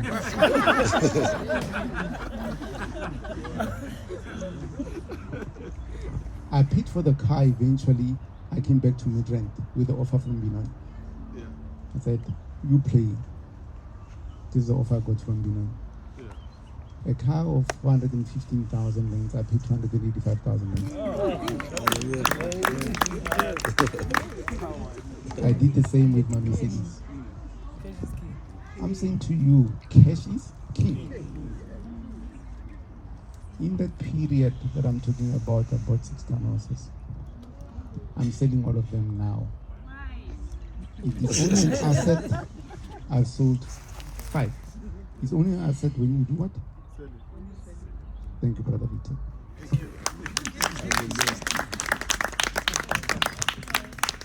Wow. This was beautiful, right? I told you he's gonna speak from the heart, and that's exactly what he did. The package had quite a lot of stuff. I'm not sure if I'm sensing that people who need their 5 minutes come for the break, or do you have questions? Is that a question? Yes, please.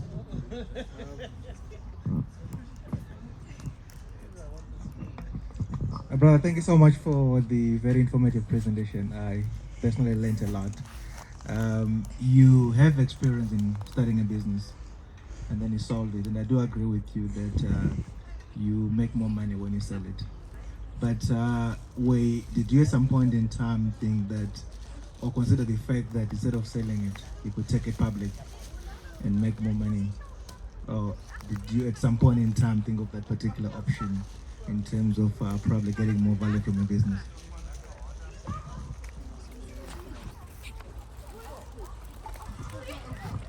It's difficult to answer the question. All what I knew was, excuse me, as I said to you, I went to PricewaterhouseCoopers and I spoke to a lady like your wife, and they said to me, Peter, you only realize the value of your asset if you sell it. And the second thing they said, and it's like that in life, if you sell your property today and you get an offer, let's say for argument's sake, you get an offer of R1 million on your property, and you say, no, I can extrapolate more on this, I'm not selling. By the time you come back, you might be lucky. So at the time I said, it's X amount, take it and run. That's what they told me. The guy said, take your money and run, and go see what you want to do after that. So did you start another business after that? Or? Of course I started another business. Same business. I had a restraint of trade. Yeah, he's a lawyer. I had a restraint of trade. I know that they couldn't enforce it, but what I had learned in life was, I had a restraint of trade for 6 months, and then I waited for 6 months. Things just fell in place. I sold my house, the one that I built, and then I had this bag of money, and then my wife and I, we built a new house. Literally, we were not working. We just built the house, and that's what we were doing. And then I waited for the 6 months, which became a year not working, and then thereafter, now it's 9 years, and then I said to her, this now is becoming, albatross. And I'm saying now, I think it's time to get rid of it and realize the value, and that's what I'm doing now. Any other question?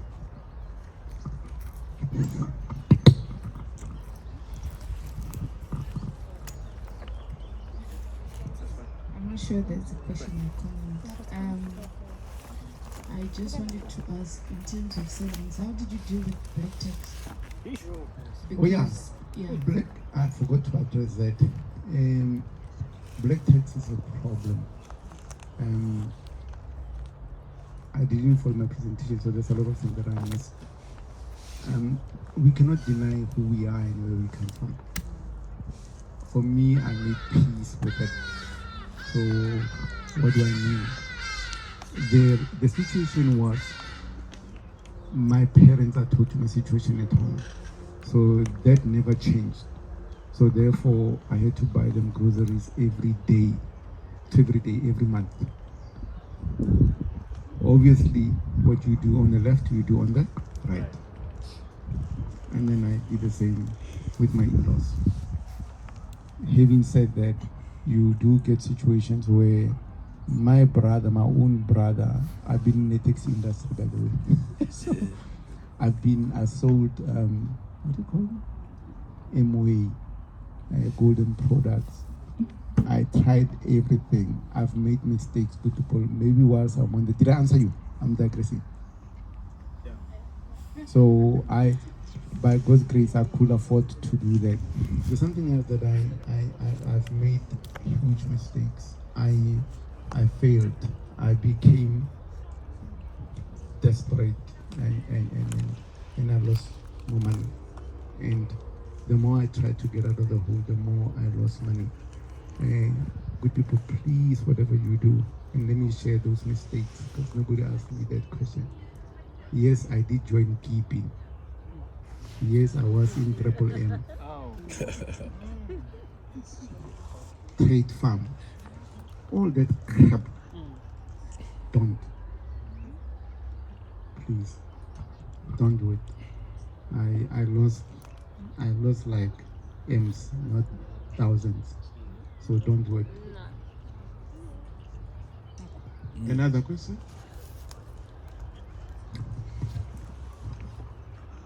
So my question is, I'm addressing it to the two of you and Mama. I just want to find out, do you sometimes disagree on how you managing your finances, or do you have instances whereby maybe somebody makes a decision, thinks this decision is right, and the other thinks it's a wrong one, and how do you manage that? And I also want to know, who is this pen?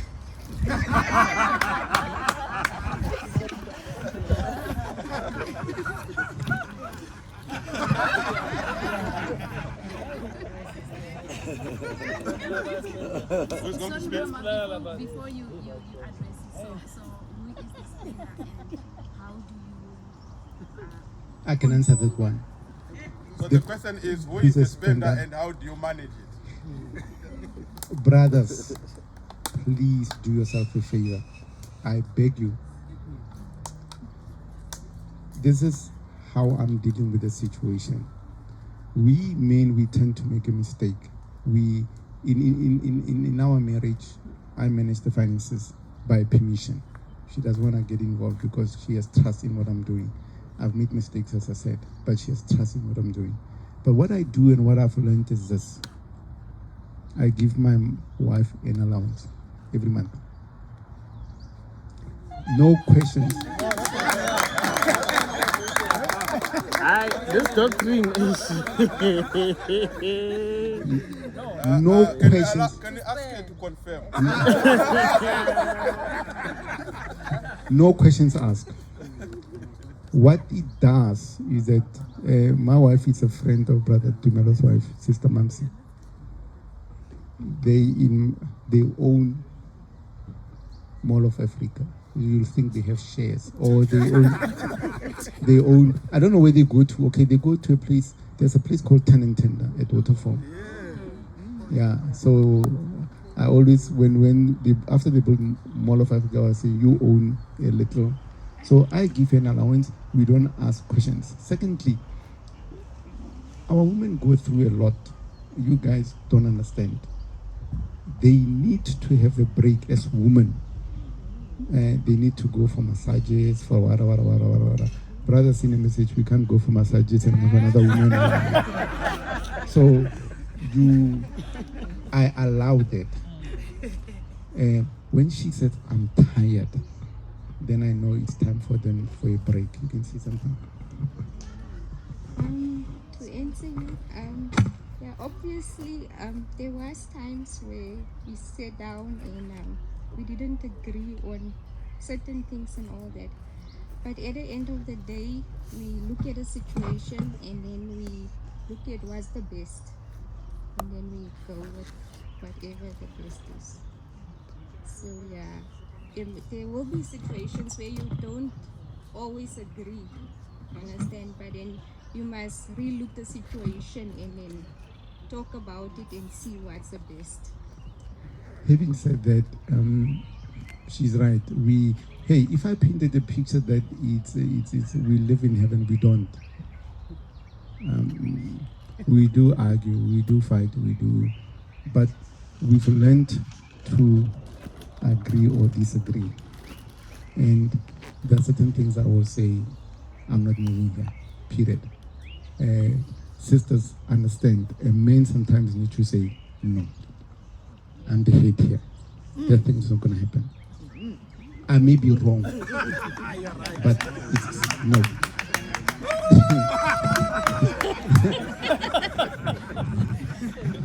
Of course, and then later on, when I realize, I faltered, and my wife is very angry with me, then I will go back and I'll say, you know what, you made me angry, well, I don't like that, these are my reasons why.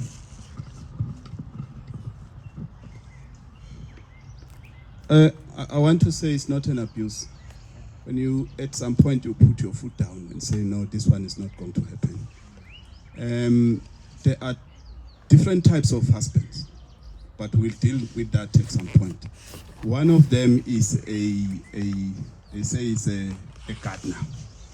And I think we are a gardener. A gardener will trim his trees so that they grow. And he knows when to stop to fertilize them, and he knows when to stop irrigating them. And then you'll have a hunter.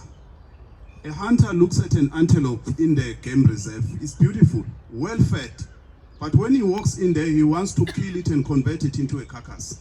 So that when he starts eating it, it is not in the same form as it was when he finds it. Those are the people who, when they meet a woman with a makeup and this, and then they say, because you are now married to me, I don't want you to do this and this and this.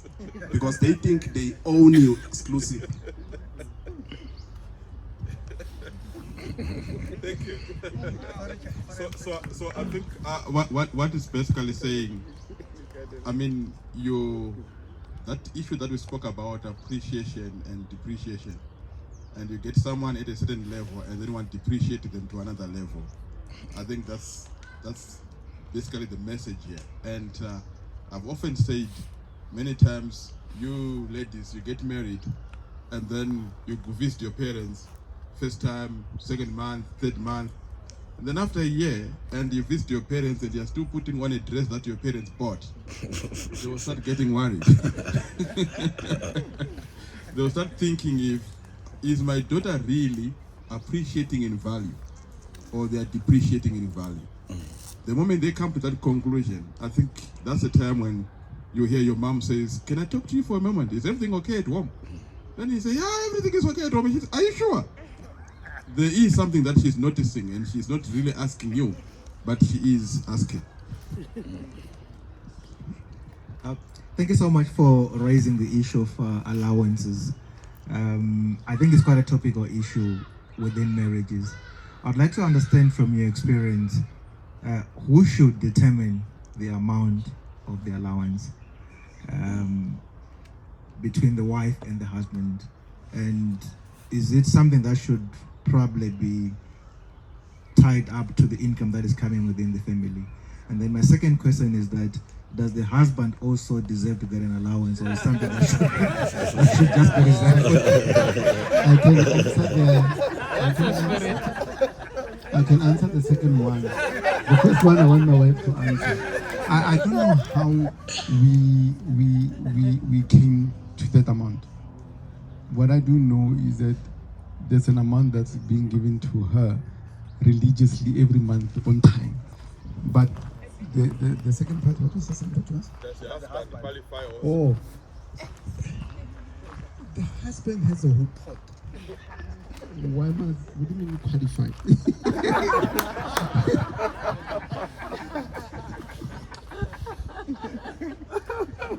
How did you come to the conclusion of the amount? I think that's the question that you wanted to ask. There's a question on there. I think I can deal with that, the amount. I think we will just run this session so far. Yeah. And I will decide. There's a what- question there. Oh, okay. Start with Afternoon. I think let's take a perspective of a couple that's working. I saw a lot of more of business, but I don't think majority of the couples are in business. How do we manage finances in a setup where both are employed, like formal employment, not running any business? Is the best setup? Is it our money, my money? We share expenses. What's the best when it comes to that, where both parties are working? And let's take for argument's sake, they are more or less on the same income bracket. You must remember that I only started my business in 2004. So prior to that, we were both working. I was in ESCOM and then she was working for the army. And then, by the way, when she started working for the army, I'm trying. I don't know. I'm looking to whether you must approve or if I should mention the amount. Yeah, but are you comfortable if I mention the amount? When she was working for the army, to give you a picture, and you were saying, by the way, the couples are working. When I was in ESCOM, working for ESCOM, I was earning 5,400. She was earning around 800, 700 rands gross. I was earning 5,400. The principles never changed. I.e., I always believe in this, and I will say it again. Pay yourself first. Here's the thing. I'm not so sure whether I'm reading too much in what you're saying or not. By that I mean, are you implying that somebody who's in business is earning more money than you, or which is sometimes a fact, and sometimes now with the situation in South Africa, it's not. I spent probably, I can go for about 4 to 5 months without any income. That's where we are. But coming back to your question, I'm saying, this is the principle that I've applied in my life, and this is how I manage to pay off my houses very quickly. I'm going back to my life lessons at home. I'm saying, if I was earning 1,000 rands and tomorrow I change jobs and I earn 2,000 rands, I never had the 2,000 rands, I'll say 50% of the additional income. That's what I did. Religiously. I started working from Siemens, and I started working in 1993 for ESCOM. I saved 50%. My argument was, I had nothing. If you say to me, but I'm committed, I've got a lot of expenses, I've got a car, I've got a house, I have to live, fair enough. What are you going to do with your raise next day? I'm not saying save 50%. I'm saying save. The question is not answered. The question is not answered. What did because he wants to know, you were earning 5,000, she was earning 800. Was it her 800, your 5,000, or was it 5,800? No. Oh, yes. No, that's a very good question. Sorry, I missed you. No, I don't believe in that. That income is a family income. This is what I do, and this is what I'm doing now. By the way, we have one bank account. Period. We have one, even now, we have one bank account. We've got 2 cards. If she swipes at Waterfall, Tender. If she swipes there, I see it comes to my phone. But there's a If she swipes, she sees it. That's it. We don't have there's no secrets. There's no hide. No. We don't do that. Yeah, I can confirm that one day I was with him in his office and his wife was out and at the house, and his phone, message came through his phone, and he looked at what? But here's the thing. Her allowance goes into a Capitec account. We bank with FNB. Her allowance goes into a Capitec account. It's a separate account. It's hers. There's no questions asked. Sometimes she bolts it up to over 20,000, and sometimes when I go look, why is that 3,000? No questions asked. Okay. Are you answered now? I think I'm happy. You happy? Okay. Any other questions? Also, is that a question? Okay. I think the other question was, if you both working and then we earning almost the same salary, then who's supposed to give who a stipend? No. The issue of the stipend, it's for what men don't understand, and I've learned it from myself, the mistake that I made. What men don't the man doesn't get a stipend. Period. It goes to the woman. Let me tell you why. Allow the woman to be a woman, please. She needs to go do her hair. I told you they need to be together to go massage. They need to go do whatever. When the woman goes out in their group, when she comes back, she's much more happier and things are, your wife is happy, the home is happy. Upset your wife, in my language, you swap. You will regret it.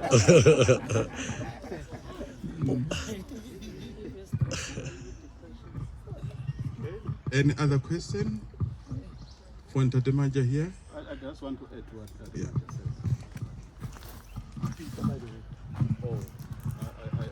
I think I'm still going to ask you. There are some mergers that I know as well.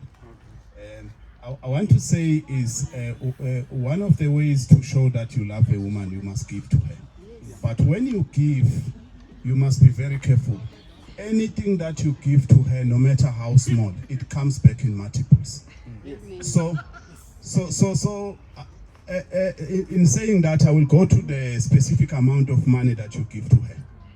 If the mood is well, it doesn't matter how much you give to her, but you must give to her regardless of whether she is working and she's got her own income. And when you do so, because women are an emotional being, you will be negotiating for your time in the bedroom. Because that's the key.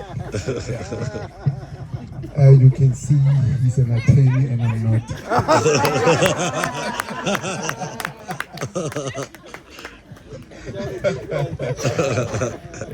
So I think this issue and picking up from a marriage perspective, I think everything rounds up at the end of the day.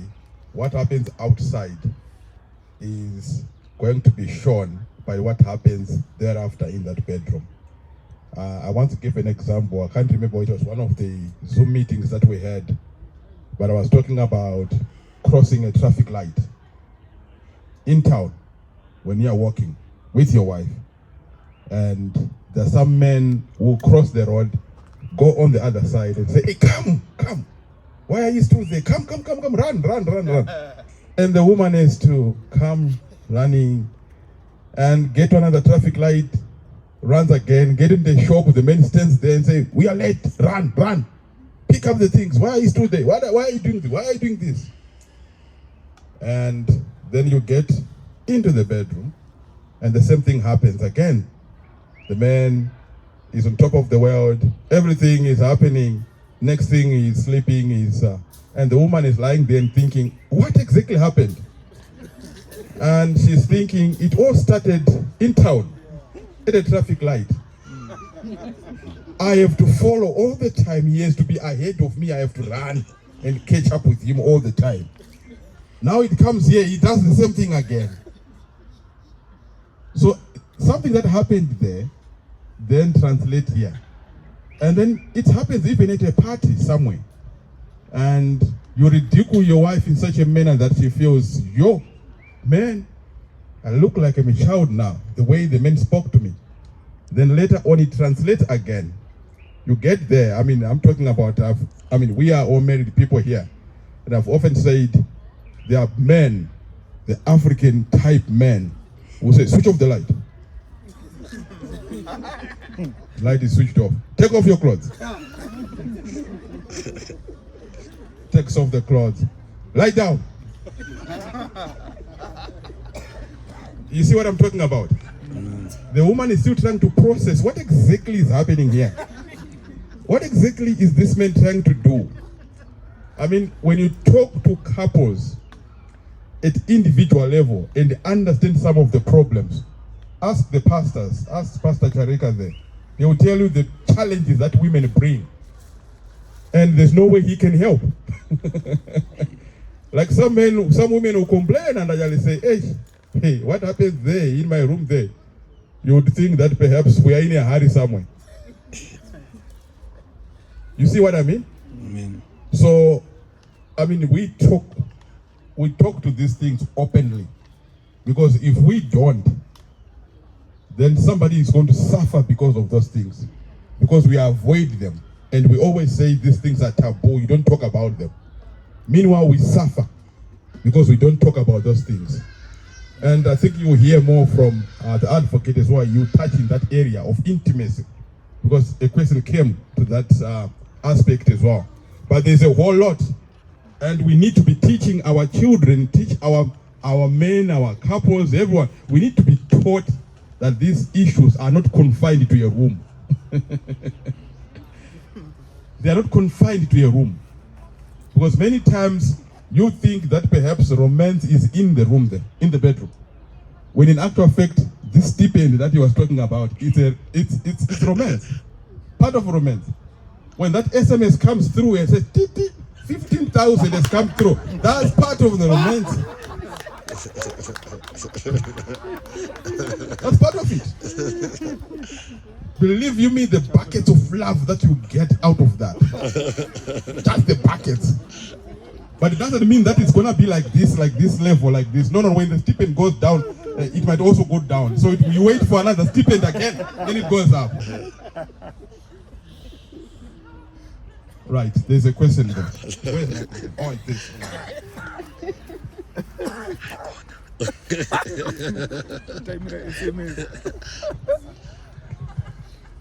Is the shade not better there or here when we finish here before you start?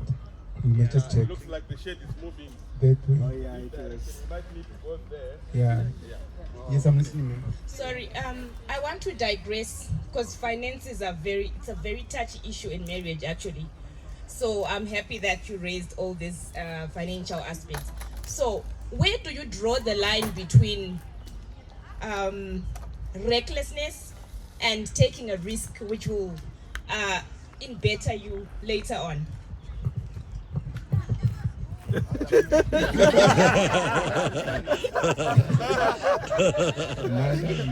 Let me understand your question before I try and answer. What are you saying? Speak openly. You said it at the top. No, it's not even personal. So let's say you want to start a business and you want to, taking if you want, what's the difference between calculated risk and recklessness when it comes to starting a business? For me, if I want to start a business, I am busy now shutting down my business. So the second one that I started, I'm closing it and moving on.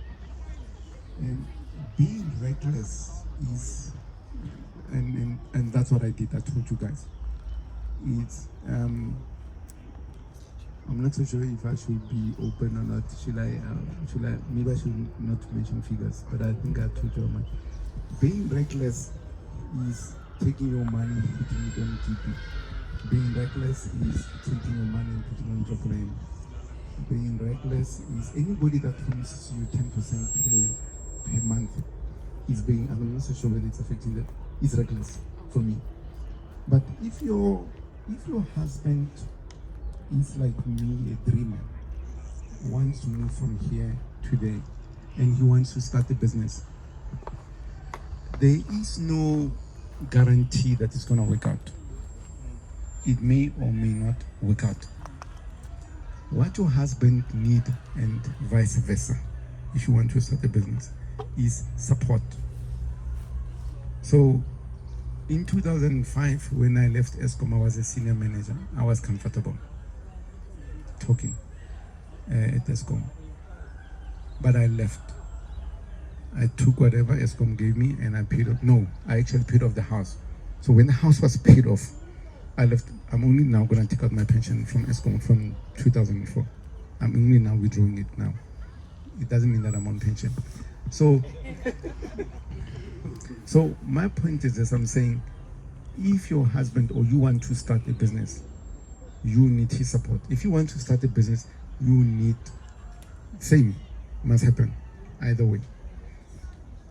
But please don't go start a business which on paper you can see that this is going nowhere. I'm not so sure how to express that. Exactly. I'm saying be realistic. If you're gonna have a job, I'm crazy. You earn 20,000 in the month, you earn 40,000 in the month. You wanna start a business, but you know each other. I'm taking my wife. My wife has a passion with, what do you call those wedding things that you do? Decorating and stuff and everything. If you come to our house now, in our sunroom, there's flowers galore, there's containers full of flowers and stuff and everything that she makes and everything, and I've been supporting her. Oh, Sister Hadasa is smiling because that's what they wanted to do, both of them, and I'm supporting her. But I'm saying, I'm asking myself, will this thing ever make money for us? But that's her passion. So I'm giving her space to be. She needs to, what's the right expression? She needs to exist. She needs to do something in her life. Explore. She needs to. So I'm supporting her. The bulk of the money allowance that she gets, she actually goes to that business. But sometimes, as Brother Victor says, I'm sitting in my study and I just say, do I freak out? No, I don't. I'm saying I need her to be. She has a passion. For me, I've got a different passion. I'm at a point in my life, I'm saying, engineering is a waste of my life. I don't want to do this. There are better things to do, and I'm pursuing that. And then I'm pumping money into this thing, and it's a big hole, but I'm pumping money into it. But I can see the light at the end of the tunnel. Did I answer you, ma'am? I think from my angle, I am into project management, and at whatever time during the course of the project, we have to assess whether there are still benefits in terms of what you are doing. And at any one point, you need just to cut off and say, it's no longer viable for us to do this. Let's cut off. But if it's no longer viable and you keep on pumping in money, then there's something wrong as well. It means they didn't do your due diligence properly. Well, I think every business, you need to have a proper plan for it, a business plan that shows you how much you're going to put into it and the cost thereof and the benefits. Any other additional questions? All right.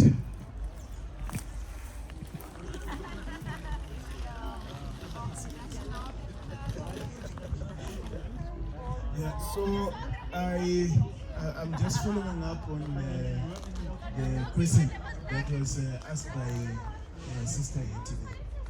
First thing, maybe you can assist us. Do you think that business is for everybody, or every couple, brother or a wife or husband can successfully run a business, or business has got certain, class of people? what do you advise them? That's a difficult question. No, business is not for everybody. If you have a cozy job in a corporate environment and you're living okay, first scenario. Second scenario, if you're comfortable with where you are and you've got a job and everything, it's fine. Remember what I said? I said, don't compare yourself with anyone. You are unique. God made you. You're different. There will never be another person like you. God has entrusted you with what you have, a job. Maybe you should stay there. And if you stay there and probably you cannot go stay in or buy, it's fine. It's, again, the example that I gave. We don't know why God gave the first to what 5,000 US. We don't know why He gave 30,000. We don't know why, but they got different amounts. So no, business is not for everyone. Secondly, the business environment in our country, in my field, engineering, our comrades have destroyed it completely, literally. There are certain things that I used to do when I was in ESCOM, because we were flying. And the reason why I left ESCOM in 2004, I went to my boss and then I said, this is now when BE started, and then I said, I don't want one day when my kids ask me, or my grandchildren ask me, where were you when BE started, when people were starting companies and they were flying and there was no corruption like it is now? So my point is that no, if you're comfortable with where you are and you're working and you are both happy, being happy is not a Mercedes Benz. Being happy, there's a lot of people that are having businesses, that are having millions, but they are fighting in that marriage. I'm talking about now, people my age, that there is no life, period. So please don't let, if I'm in business and it worked for me, it may not work for you. It may work for him. So I'm saying, no, don't be pressurized. Please, if you have a job and you are happy, stay where you are. Having said that, but if you have a zeal to go do something, if it's burning and if you say, I want to do this, and you have the support of your spouse, like I had the support of my wife in 2004, and we had 5,000 in the bank. And I remember waking up that morning, God forgive me, biggest mistake I made was to have DSTV in my house. Never do it, by the way. And there was a reason why I had it. And then I woke up and I went to switch it on. And then I switched it off. I said, what are you doing? I'm not working. I don't have a job. I said, what am I going to do? That same day, Deloitte called me and then they said, we heard that you left ESCOM. And they said to me, can you tomorrow morning fly to Durban? We will meet at the municipality in Durban at the parking lot. And the guy said to me, I'll come to you. I just want to see you. I know who you are and what you're capable of. And if I like you, I will bring you in Deloitte. There's work that we want you to do for us. We'll pay you as a consultant. And if I don't like you, you go away. But I heard about you. We know everything about you. And I said, and he said, what's wrong? And I said, I don't have money for the ticket. And he said, okay, we'll book the ticket for you. He booked the ticket and he says, one promise. When you arrive in Durban and I don't like you, will you refund me for my money? And I said, yes. And I said, yes. The ticket was 5,000 rands. They booked it that morning. I had to fly. He said to be at the municipality exactly at 1 o'clock. 1 o'clock, I was on the plane was stuck on a tarmac in OR. Where's OR? Where are we? Yeah, OR. Yeah. Now I'm thinking, where is OR? Where are we? Yeah. So then I I phoned him and I said, I'm still stuck here. He says, okay, fine, 3 o'clock we must be there. I arrived there. There were these guys with suits, tall, handsome. Here I had the leather jacket. He looked at me and said, are you Peter? Yes. He said, you've got the job. That was my first consulting work. Praise the Lord. All right, so I think we need to just cut off now. Otherwise, we'll go on and on forever. We have another very important aspect that's going to touch every area now. We'll go into your lounges, we'll go into your bedroom, we'll go. Yes? Yeah, that's what I'm going to announce now. So what we're going to do now is, because you can see how we are now seated, we are following the shadows of these trees. So I'm thinking either we go there or there. Where should we go? Where? Yeah, okay. All right, so there's green grass there. So we can please move that side, and then we can have a 5 to 10 minutes break, because the bathrooms are a bit far and there might be a queue. Those that need the bathrooms go there, and then immediately thereafter we come in and we hear some more. Now we are going to talk about